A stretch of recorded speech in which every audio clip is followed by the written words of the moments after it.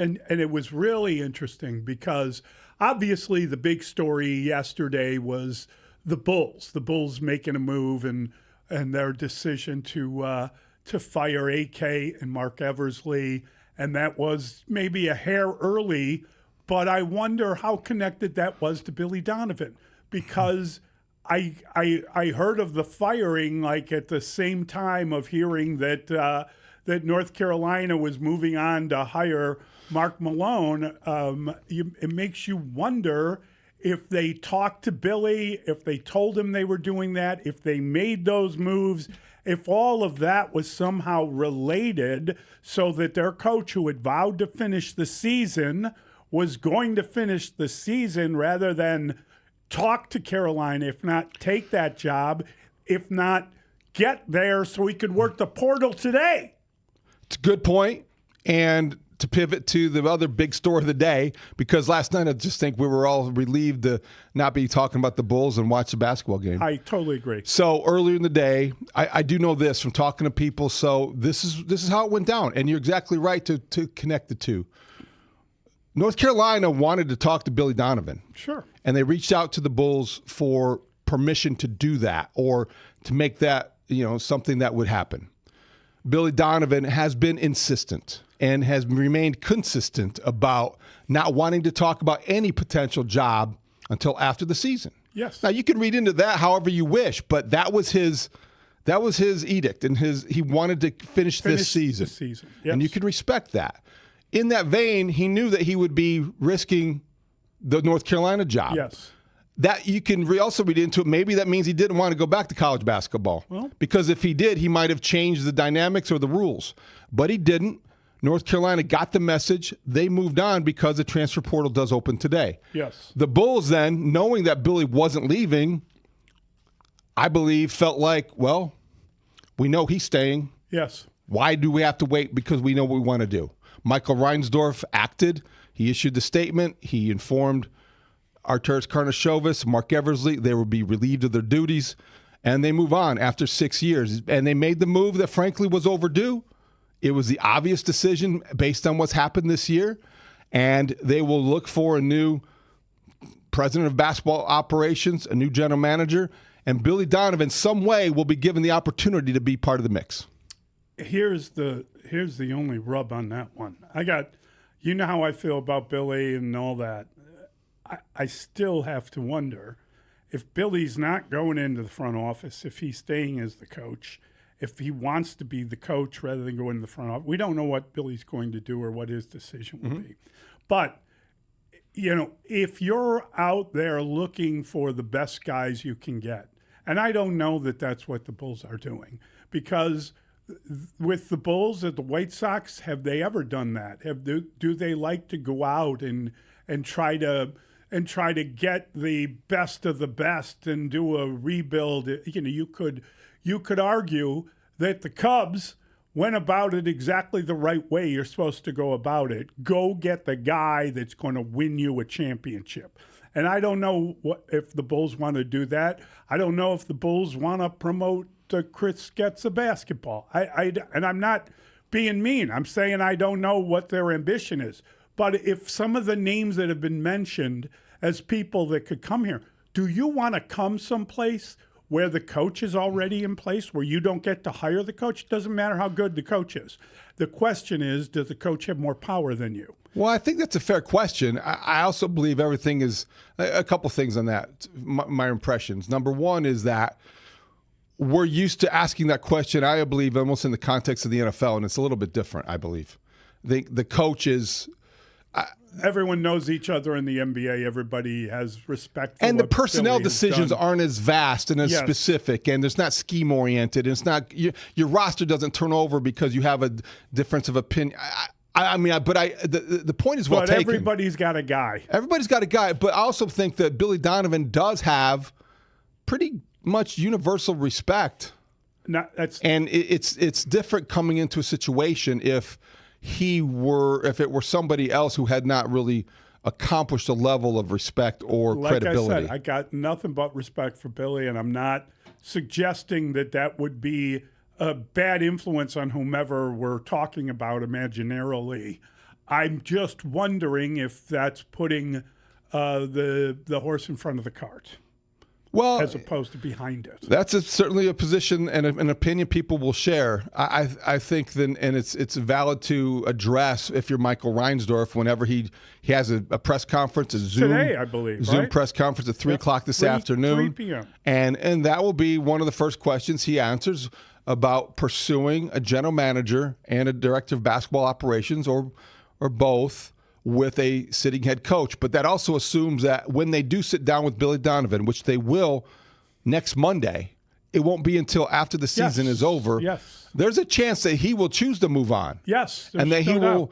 I think there's three outcomes with Billy Donovan. Number one, he could choose to move on. He's had enough of Chicago, and we could all understand and respect that decision.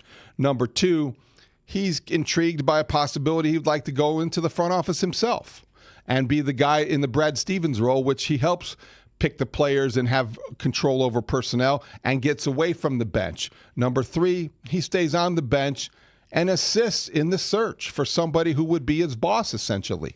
And I as unconventional as all that sounds, I understand it. I also wonder if everyone does, if everyone feels that way. And I'm talking about whomever would be some basketball guru guy to come in here. Listen, get the right people in those jobs. That's very important to do.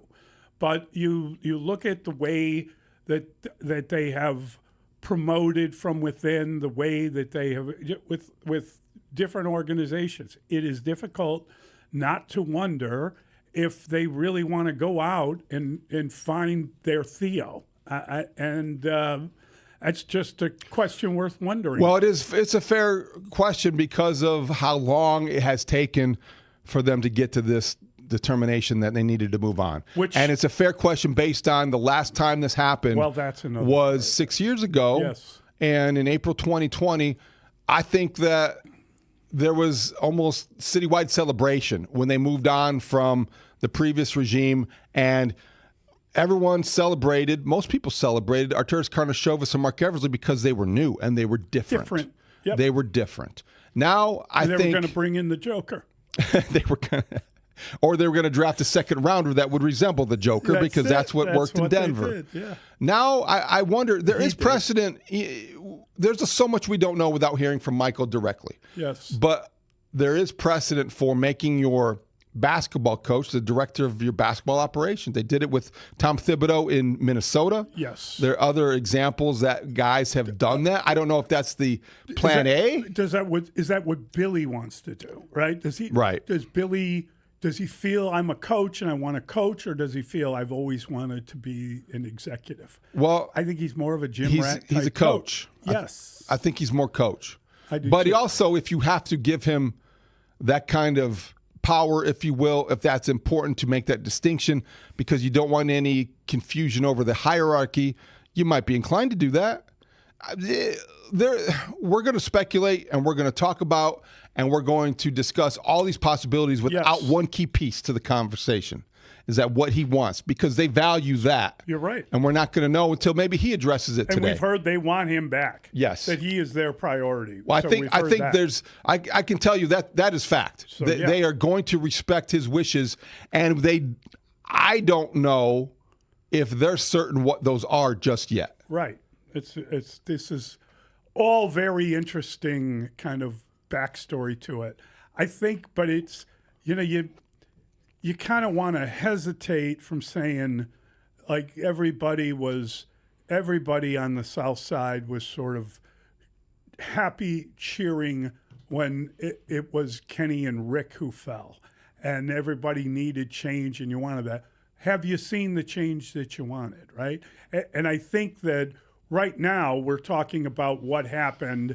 We're guessing about what might happen. But I think that's also a little bit of a scary proposition when you think about other administrations. And I think it's a great job, David. Yeah. Because you've got the $65 million in cap space, because you've got a potential lottery pick, because you got Billy, which I think is a big deal. We'll see how that goes. And because you get time. They usually hire people and keep them a lot longer than the fan base wants them. Let's be honest here. If whoever gets hired to be the next director of basketball operations, or let's just call it lead executive, the titles are irrelevant. If Billy Donovan stays, and I know some people will push back at this idea that he's accomplished much in the NBA, but he is a respected basketball voice and mind.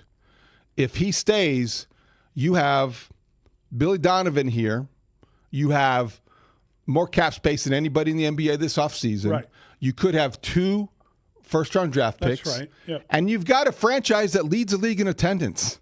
You don't have a dying organization. You have one that needs a reboot, needs resuscitated. You need a lot of things, but it doesn't need. You need players. You need players, but my point is that the difference in the White Sox comparison is obvious because of the Reinsdorf connection. But Mully, you know this, that's not a healthy situation when you're talking about the appeal to a fan base. The Bulls have a built-in fan base that may be Jordan fans, it may be just because out of habit, but they fill the largest building in the NBA on a regular basis.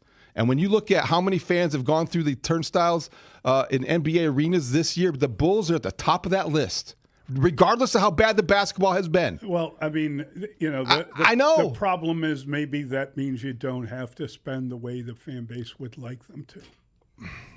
That's the reality of it. And maybe on the South Side, you don't have to but spend now you have the way the fan base would want you to because you've got the building that is financed by the state. I wouldn't push back on that, and I'm gonna try not to complicate it with the White Sox stuff because I know. The Bull stuff makes that a very attractive job. Is my point. I think that's a very attractive position. Look how long Gar got. I mean, it's not hard to just follow the job security that you get just by showing up. You're going to get 5 good years to build a championship caliber team and organization, and rebuild. But then the question would be, are you? Because are you going to get all the money that we mentioned is available under the cap? Are you going to be allowed the leeway to do whatever you want to do in that role? Are you going to be forced to trade a second-round pick at some point because you need to pick up some money? I'm just saying, there are unfortunately different moments that have happened within the organization that would give you pause if you were an NBA guy. It could.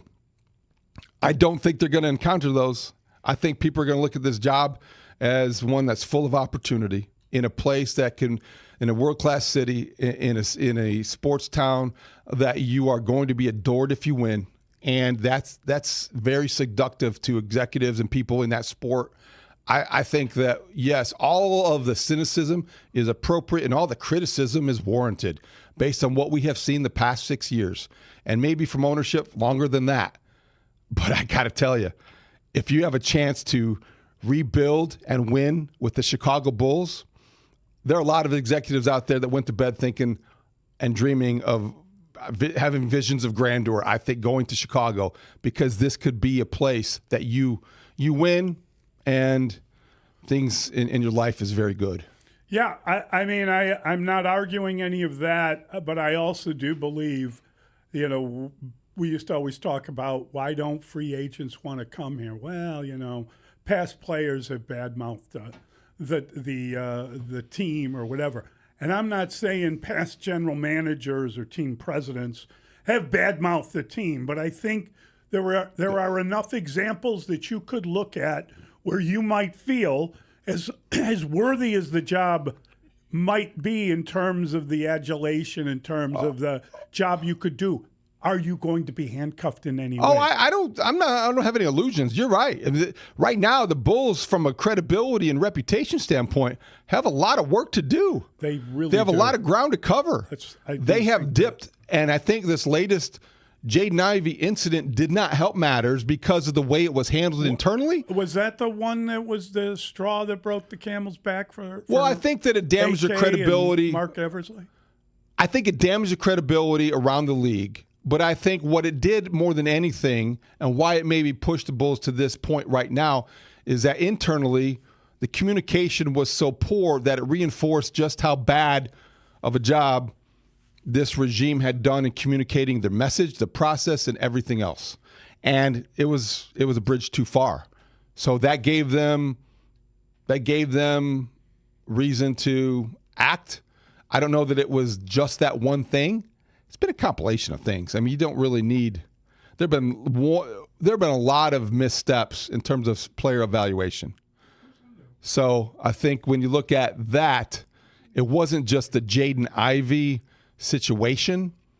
The Jaden Ivey situation was maybe what compelled the action to be taken now.